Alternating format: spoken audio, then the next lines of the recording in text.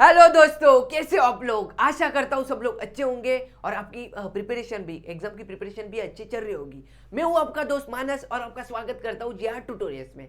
तो semi English वालों का paper है 20 तारीख को और उनको रस ग्रहण में बहुत प्रॉब्लम आता है। तो मैं आज लेके आया हूँ आपके लिए रस ग्रहण कैसे लिखा जाता है, कौन से टॉपिक होते हैं और कौन से टाइप में क्या लिखना होता है। तो सब बताने वाला वो वीडियो में बने रहना और आपकी प्रिपरेशन अच्छी करते चलना। तो चलो वीडियो के साथ अपने टॉपिक की ओर बढ़ते हैं। देखो, रस ग्रहण टोटल 4 मार्क्स को आता है। पोयम में टोटल अपना क्वेश्चन नंबर 3 जो लास्ट पोयम का लास्ट का क्वेश्चन रहता है, क्वेश्चन नंबर 3, वहाँ रस ग्रहण 4 मार्क्स को आता है। रस ग्रहण में क्या होता है? रस ग्रहण में आपको आशय सौंदर्य, काव्य सौंदर्य और भाषिक वैशिष्ट्य, ये 3 टॉपिक लिखना होता है। तो ये 3 टॉपिक कैसे लिखा जाता है मैं आपको बताता हूँ। देखो, फर्स्ट है अपना आशय सौंदर्य। टोटल 4 मार्क्स कंटेन करता है रसग्रहण। कितना? 4 मार्क्स। आशय सौंदर्य में क्या लिखा जातं आहे देखा, आशय सौंदर्य म्हणजे काय की तुम्हाला एखाद्या पोयमचं कडवं किंवा 2 लाईनी दिल्या असतील, ते त्याच्याबद्दल म्हणजे त्या कडव्याबद्दल किंवा ते जे लाईन दिले त्याबद्दल कवीने कवितेमध्ये काय सांगितलंय आणि तुम्हाला किती आणि काय समजलंय ते तुम्हाला आशय सौंदर्यामध्ये लिहायचं आहे। बघा, मोस्ट ऑफ स्टुडंटला आशय सौंदर्य आणि काव्य सौंदर्यामध्ये हे होते का कन्फ्युजन होऊन जाते। तर आशय सौंदर्यामध्ये तुम्हाला जो कडवा दिलाय त्याबद्दल तुम्हाला काय समजलंय, कवीने काय सांगितले ते तुम्हाला लिहायचं आहे, बरोबर। ते तुमच्या शब्दात लिहायचं आहे, कवीने जे सांगितले असेल ते, बरोबर। तुम्हाला जेवढं येत असेल तेवढं लिहायचं, ठीक आहे। आणि काव्य सौंदर्यामध्ये तुम्हाला काय लिहायचंय? काव्य सौंदर्यामध्ये तुम्हाला लिहायचंय की काव्य सौंदर्य म्हणजे काय, प्रथमतः ते लक्षात घ्या। काव्य सौंदर्य म्हणजे कवितेतील भाव, विचार, भाषा, अलंकार किंवा कोणता संदेश असेल यामुळे काव्यांचं सौंदर्य वाढते, त्याला बोलतात आपण काव्य सौंदर्य। म्हणजे सिंपल वेनी आपण बघायला गेलं तर त्या कडव्यामध्ये किंवा त्या कवितेमध्ये कडव्यामधून तुम्हाला कवीने काय संदेश दिलाय, कोणता विचार मांडलाय किंवा कोणती भाषा वापरलाय ते तुम्हाला काव्य सौंदर्यामध्ये लिहायचंय, बरोबर। आणि शेवटचं आहे तुमचं भाषिक वैशिष्ट्य। आता त्यावरूनच तुम्हाला शब्दावरून समजलं असेल भाषिक वैशिष्ट्य म्हणजे काय। भाषिक वैशिष्ट्य म्हणजे तुम्हाला जो कडवा दिला असेल त्यामध्ये कोणता अलंकार वापरलाय किंवा कोणता यमकयुक्त, राईमयुक्त काय वापरलंय तो, ज्यामुळे भाषेचं वैशिष्ट्य वाढते, ते तुम्हाला लिहायचंय, बरोबर। तर एक्झाम्पलसाठी मी तुमच्यासाठी एक इथे कडवा घेतलेला आहे, जसे की सुसंगती सदा घडो, सुजन वाक्य कानी पडो, कलंक मातीचा झडो, विषय सर्वथा नावडो। बघा, तर आशय सौंदर्यामध्ये तुम्ही काय लिहू शकता? प्रथमतः तुम्हाला काय लिहायचं आहे आशय सौंदर्यामध्ये की ही कविता किंवा हा कडवा या कवितेतील आहे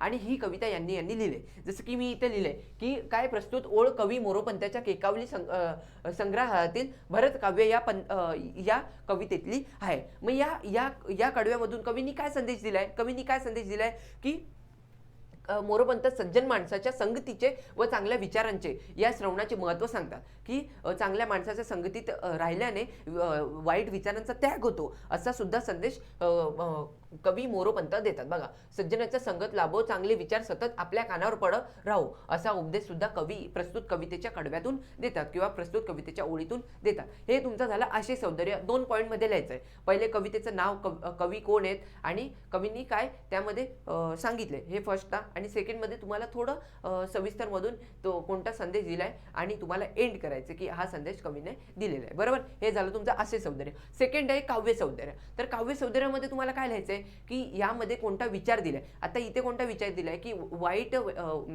चांगल्या व्यक्तीच्या संगतीत राहणं हा एक संदेश दिलाय, वाईट गोष्टींचा त्याग करायचा हा एक संदेश दिलाय। अजून काय तुम्ही लिहू शकता की सकारात्मक भावना त्यांनी सांगितलेले आहे, जसे की सुसंगती, सुजन वाक्य यांसारखे संस्कृत प्रचार कोणते शब्द वापरलेत हे पण तुम्ही लिहू शकता। की अजून एक सिंपल पॉईंट तुम्ही यामध्ये लिहू शकता की काव्य सौंदर्याची भाषा ही खूप सिंपल आहे, खूप सोप्या आणि एकदम सरळ शब्दांचा आणि वाक्यांचा उपयोग केल्यामुळे या शब्दांमुळे वाक्याची किंवा कडव्याची काय वाढते, सौंदर्य वाढते, बरोबर।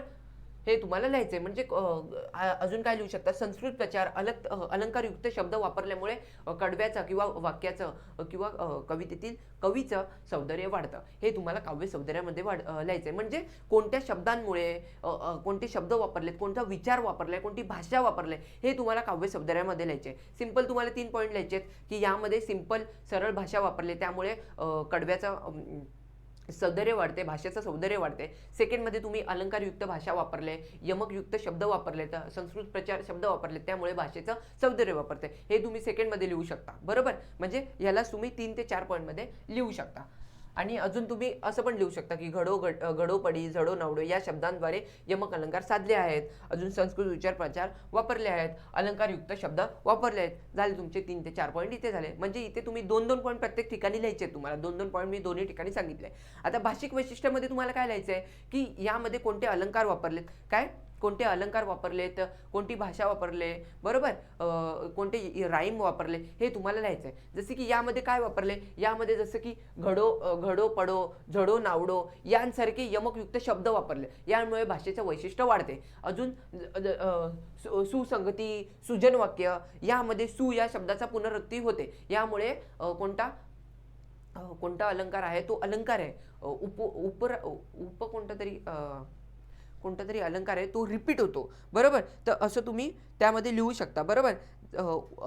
कोणता अलंकार, अनुप्रास अलंकाराची पुनरावृत्ती होते. सु या शब्दापासून अनुप्रास हा अलंकाराचा उपयोग केला आहे, म्हणून याद्वारे सुद्धा भाषेचा वैशिष्ट्य वाढते. अजून तुम्ही काय लिहू शकता की भाषेची वाक्य रचना ही सोपी आणि लहान आहे, त्यामुळे भाषेचं वैशिष्ट्य वाढते. असे तुम्हाला यामध्ये 3 पॉईंटमध्ये लिहायचे. म्हणजे प्रत्येकामध्ये 2-2 ओळींचं एक्सप्लेनेशन, तुम्हाला 2-2 पॉईंट लिहायचे. तुम्हाला 4 मार्क्स भेटून जातील. एकदम इझी पद्धतीने सांगितलं. परत एकदा तुम्हाला रिव्हिजन करून सांगतो की फर्स्ट पॉईंटमध्ये आशय सौंदर्यामध्ये काय लिहायचं आहे. तुम्हाला पहिलं काय लिहायचं आहे, प्रस्तुत कवितेचा कवी आणि प्रस्तुत कविता ही या कवीने लिहिलेली आहे, बरोबर. हे तुम्हाला लिहायचं आहे. कवींचं नाव माहिती पाहिजे. आणि सेकंड पॉईंटमध्ये तुम्ही काय लिहा की जी कडवा दिलायचा, जो कडवा, आणि त्या कडव्यामधून तुम्हाला काय समजलं, कवीने काय सांगितलंय त्या कडव्यामध्ये, ते तुम्हाला एक्सप्लेन करून लिहायचं आहे. जसे की इथं काय सांगितलंय, सुसंगत व्यक्तीची संगत बाळगली पाहिजे, त्यामुळे काय वाईट विचारांचा त्याग होतो, हा उपदेश दिला गेला आहे. हे झालं तुमचं फर्स्टमध्ये. काव्य सौंदर्यामध्ये तुम्ही काय लिहू शकता की या कडव्यामध्ये कवींने काय वापरले, अलंकारयुक्त शब्द वापरलेत. सेकंड अलंकारयुक्त, संस्कृत प्रचारयुक्त शब्द वापरलेत, बरोबर. त्यामुळे काव्याचं काय वाढते, सौंदर्य वाढते. सेकंडमध्ये तुम्ही अजून सेकंड पॉईंटमध्ये काय लिहू शकता की यमकयुक्त शब्द वापरले, जसे की घडोपडी, झडो नावडो असे यमकयुक्त शब्द वापरलेत, त्यामुळे काव्याचं सौंदर्य वाढते. अजून तुम्ही काय लिहू शकता, यामध्ये तुम्ही लिहू शकता की भाषा ही कशी आहे, यामध्ये एकदम सरळ आणि सोपी भाषा वापरले, त्यामुळे काव्याचं सौंदर्य वाढते. थर्ड आहे तुमचं भाषिक वैशिष्ट्य. भाषिक वैशिष्ट्यामध्ये पण तुम्हाला 2 पॉईंट लिहायचे आहेत. त्यामध्ये तुम्ही काय लिहू शकता, झडो नावडो, झडो पडो असे यमकयुक्त, राईमयुक्त शब्द वापरले, त्यामुळे भाषेचे वैशिष्ट्य वाढते. सेकंडमध्ये तुम्ही काय लिहू शकता, सुसंगती, सुजन वाक्य यांसारखा अलंकार, सु हा पुनरुक्ती, शब्दाची पुनरुक्ती होते, म्हणून इथे कोणता अलंकार, अनुप्रास अलंकार येतो. या अलंकाराचा उपयोग केल्यामुळे भाषेचं वैशिष्ट्य वापरते. अजून तुम्ही काय, लहान, हे तर तुम्ही कंपल्सरी पॉईंट लिहा. लहान आणि सोपी सरळ वाक्य रचना आहे, त्यामुळे ह्या भाषेचं वैशिष्ट्य वाढते आणि ही भाषा मला समजते. हे आहे तुमचं रसग्रहण. हे 3 टॉपिकवर तुम्हाला 2-2 पॉईंट लिहायचे आहेत. किती सिंपल पद्धतीने मी सांगितलं. असंच तुम्हाला अजून जे प्रिव्हियस इयर असतील, किंवा तुम्ही एक एक लाईनचं रसग्रहण करून तुम्ही घरी प्रॅक्टिस करू शकता. तर आजची व्हिडिओ आपण इथेच एंड करत आहेत. तुम्हाला अजून सारे व्हिडिओ येणार आहेत. 19 तारखेला तुम्ही स्टडी करत राहा. भेटूया नेक्स्ट व्हिडिओमध्ये. तिथपर्यंत बाय बाय, टेक केअर.